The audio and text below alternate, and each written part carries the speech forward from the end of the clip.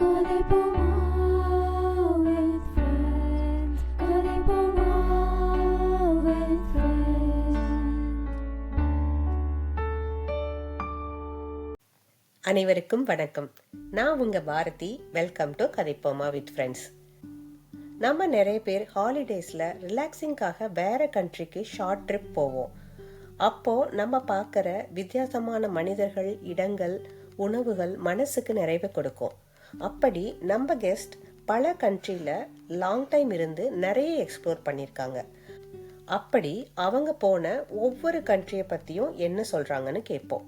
வாங்க, நம்ம சென்னை பொண்ணு, உலகம் சுற்றும் மாதவி பிரத்யூஷா ராஜேந்திரன். வணக்கம் பிரத்யூஷா. வணக்கம் பாரதி. ஃபர்ஸ்ட் ரொம்ப தேங்க்ஸ் இந்த ஆப்பர்ச்சுனிட்டி எனக்கு கொடுத்ததுக்கு. My pleasure. இன்னைக்கு நீங்கள் இந்த பாட்காஸ்டில் கலந்துக்கிட்டதில் நான் ரொம்ப ஹாப்பி. நான் இன்ட்ரோவில் சொன்ன மாதிரி உங்களோட ட்ராவலிங் எக்ஸ்பீரியன்ஸ் பற்றி சொல்லுங்கள். இதில் எந்த கண்ட்ரியில் இருந்த டைம் உங்களுக்கு ரொம்ப பிடிச்சது? நிறைய கண்ட்ரீஸில் நம்ம நீங்கள் சொன்ன மாதிரி வெக்கேஷனுக்கு போகிறது வேற மாதிரி, நம்ம அங்கே வாழறதுங்கிறது வேற மாதிரி. போன 15 வருஷத்தில் ஐக்கிய ராஜ்யம், யுனைடெட் கிங்டம், லண்டன் என்னோட 4வது நாடு. துபாயில் கொஞ்ச நாள் இருந்திருக்கேன், அப்புறம் சிங்கப்பூரில் கொஞ்ச நாள் இருந்திருக்கேன், ஹாங்காங்கில் கொஞ்ச நாள் இருந்திருக்கேன், இப்போ லண்டனில் இருக்கேன் அப்படிதான் சொல்லணும். ஒரு கண்ட்ரிக்குமே ஒரு இடத்துக்குமே வந்து ஒரு தனித்துவம் இருந்ததா தான் நான் பார்த்தேன். துபாயில் வந்து எல்லா இடமும் மணலாக இருக்கும். மணலுக்கு நடுவில் தான் வீடு கட்டி அவங்க ஆர்டிஃபிஷியலாக மரம் எல்லாம் வளர்த்து பச்சை பசேல்னு வைக்க ட்ரை பண்ணியிருப்பாங்க. ஆனால் நமக்கு தெரியும் அது வந்து மணல் நிறைய இருக்கிற இடம் அப்படின்னு. அதோட ஸ்டார்க் கான்ட்ராஸ்ட் வந்து நமக்கு சிங்கப்பூர். எப்போ பார்த்தாலும் மழை பெஞ்சிட்டு இருக்கிற இடம்.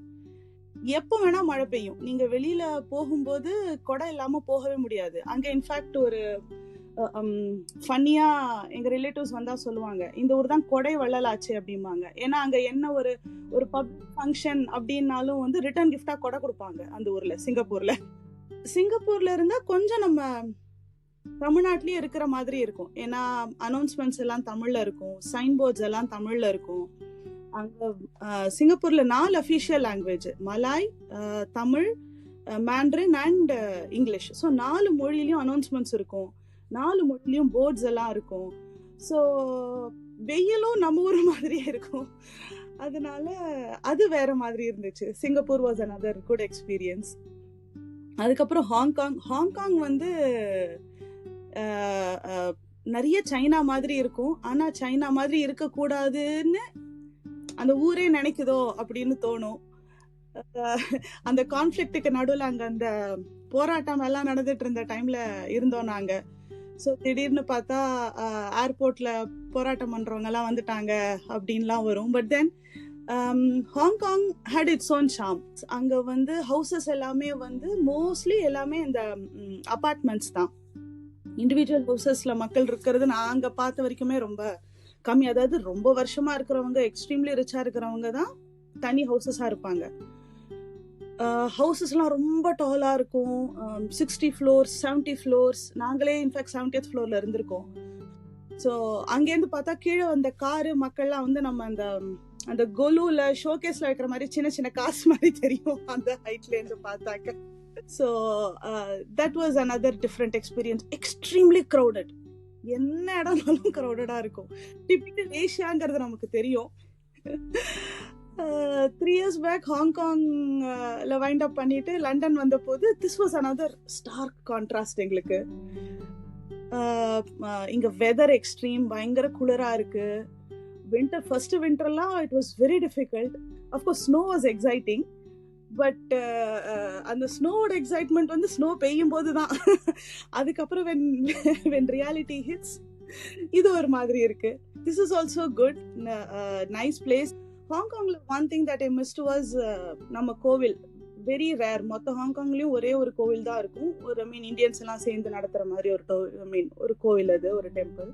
இங்க வந்து நமக்கு நிறைய கோவில்லாம் இருக்கு. ஸோ எனக்கு அது பிடிச்சிருந்துச்சுங்க. எந்த ஊர் பிடிச்சதுன்னு ஆக்சுவலி சொல்ல முடியாதுங்க. ஆனா சொர்க்கமே இருந்தாலும் நம்ம ஊர் போல ஒரு மாதான். சென்னை போனா அதுக்கு ஒரு தனி சாம், தமிழ்நாட்டுக்கு போனா அது ஒரு தனி சாம். அதேதாங்க, நம்ம ஊர் தான் சொர்க்கம்.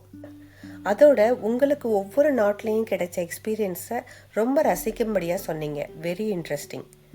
அடுத்து நாங்கள் எல்லோரும் எங்களுக்கு தெரிஞ்ச லாங்குவேஜில் நல்லா படிப்போம், எழுதுவோம், பேசுவோம். நீங்கள் அதோடு சேர்த்து கவிதையும் நல்லா எழுதுறீங்க. எங்களுக்காக நீங்கள் எழுதின கவிதையில் உங்கள் மனசுக்கு நெருக்கமான ஒரு கவிதையை சொல்லுங்கள். இது அமரர் கல்கி இருக்காரு இல்லையா, பொன்னியின் செல்வன், பார்த்திபன் கனவு மாதிரி மகா காவியங்கள்லாம் எழுதினவர். அவர் தன்னை பத்தியே சொல்லிக்கிற மாதிரி ஒரு ஆட்டோபயோகிராபிக்கல் போயட்ரி ஆஃப் அமரர் கல்கி. சோ அதுல சொல்றேன், அவரோட 2-3 புக்ஸ பத்தி எழுதியிருப்பேன். நான் ஒரு 3 புக்ஸ பத்தி மட்டும் இப்போ கவிதையா எழுதினதுல சொல்றேன். இதுக்கப்புறம் கல்கி கிருஷ்ணமூர்த்தி அவர்கள் பேசுற மாதிரி இருக்கும். ஈன்ற பெற்றோர் இட்ட பெயர் கிருஷ்ணமூர்த்தி, தமிழ் பயின்ற கற்றோர் முன் என் பட்ட பெயர் கல்கி. காவேரி நதிக்கரை ஓரத்திலே நான் அமர்ந்து யோசித்த நேரத்திலே வந்தன பாத்திரங்கள் என் நெஞ்சத்திலே. வந்தியத்தேவனும் குந்தவை பிராட்டியும், பிராட்டியின் தம்பியும், ஆழ்வார்க்கடியான் நம்பியும், இவர்கள் காட்டிய வேடிக்கைகள், அதை எழுதுவது என் வாடிக்கைகள். அலைக்கடலும் ஓய்ந்திருக்க என் அகக்கடலும் பொங்கியது. பொன்னியின் செல்வன் என்னும் காவியம் என் அகத்தில் தங்கியது. மகேந்திரன் என்ற பேரரசன், அவனுக்கு நரசிம்மன் என்ற இளவரசன். அவன் ஆள பிறந்த நகர் காஞ்சி, ஆட்சி புரிந்த நெஞ்சம் சிவகாமி என்னும் வஞ்சி. இந்த காதல் காவியத்தில் கண்பட்டது, நரசிம்மர் சிவகாமி உள்ளம் புண்பட்டது. புலிகேசி செய்த வஞ்சனை, சிவகாமி அனுபவித்தாள் தண்டனை. பிரிந்தது இரு உள்ளம், பெருகியது சோக வெள்ளம். இதுவே கதையின் கருவானது, சிவகாமியின் சபதம் உருவானது. முன்னம் அவன் நாமம் கேட்டவள், மூர்த்தி அவன் வண்ணம் கேட்டவள். பல்லவன் அந்த புவியரசனை மறந்தாள், வல்லவன் அந்த ஆடலரசன் தாள் தலைப்பட்டாள். அடுத்த கதை சற்று வினோதம். நட்பாக மாறியது ஒரு விரோதம். போர்க்களத்தில் நிகழ்ந்த ஒரு மரணம், அதுவே நட்பை உமிழ்ந்த தருணம். கனா கண்டான் பார்த்திபன் என்ற சோழன், அதை நிறைவேற்றினான் அவனது ஜடாமுடி தோழன். சோழ இளவரசன் பல்லவ இளவரசியின் காதல் மந்திரம், அதையும் அரசியலாக்கியது சக்கரவர்த்திகளின் ராஜதந்திரம். அந்த காவியம் பார்த்திபன் கனவு, இந்த தமிழ்ச்சபைக்கு என் புதுவரவு. சோலைமலை இளவரசி, கள்வனின் காதலி, அவர்கள் ஆசையில் எழுந்த அலையோசை, ஒலித்த இடமோ தியாக பூமி.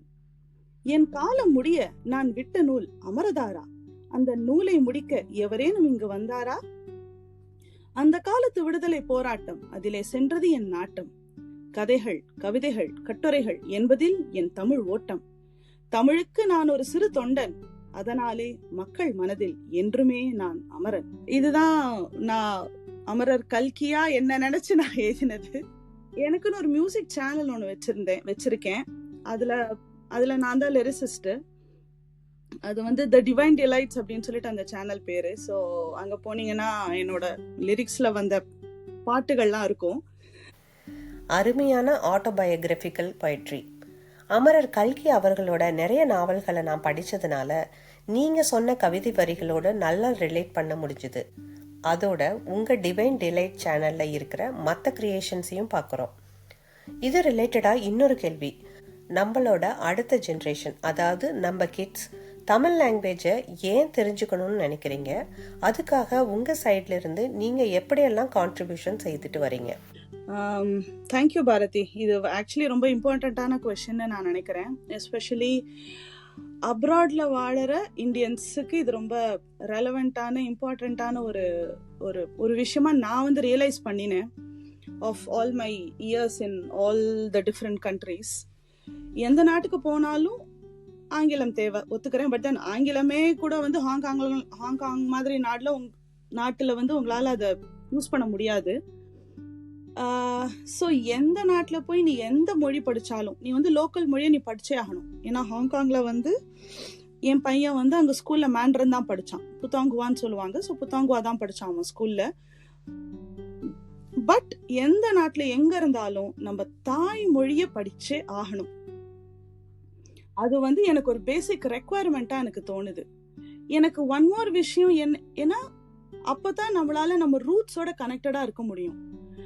நம்ம அப்பா அம்மாவோட பேச முடியும், தாத்தா பாட்டியோட பேச முடியும், சொந்தக்காரங்களோட பேச முடியும்.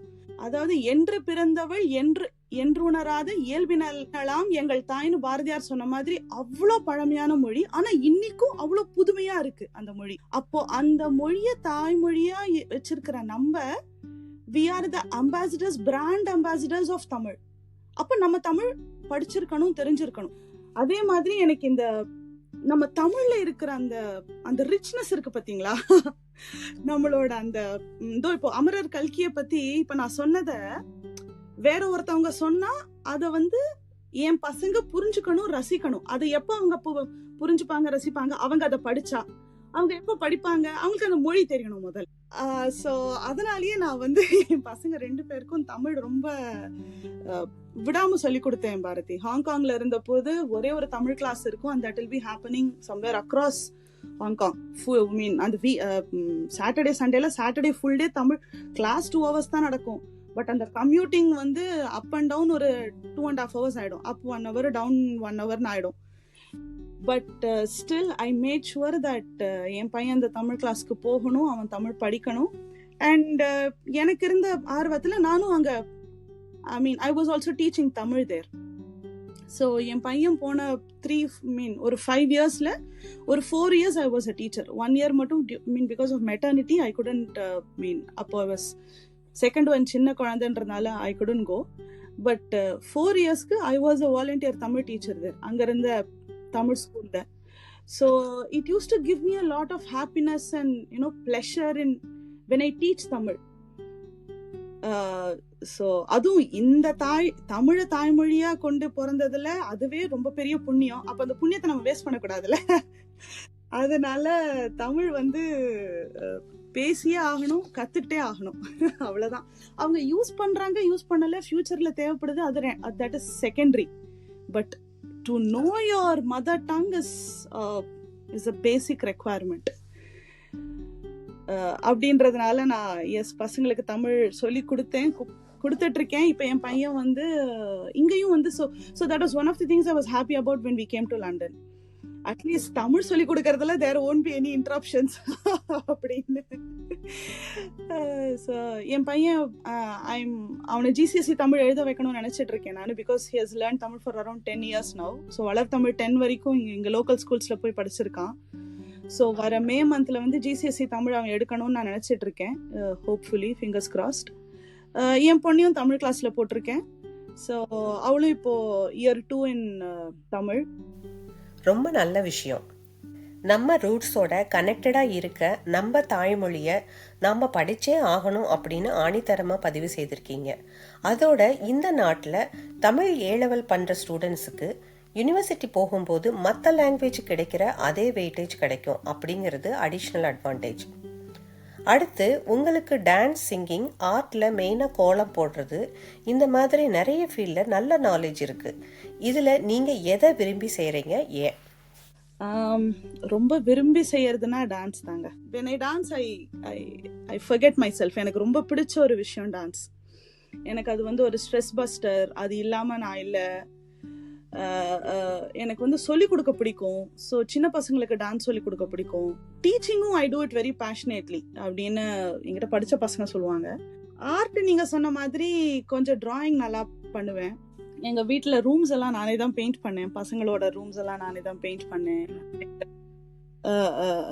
அது என் பொண்ணோட ரூமில் கிளவுட்ஸு, ரெயின்போ, ஸ்கைஸ், கடல் எல்லாம் போட்டு I painted a full wall. It was a 3-day work, but yeah, I did that.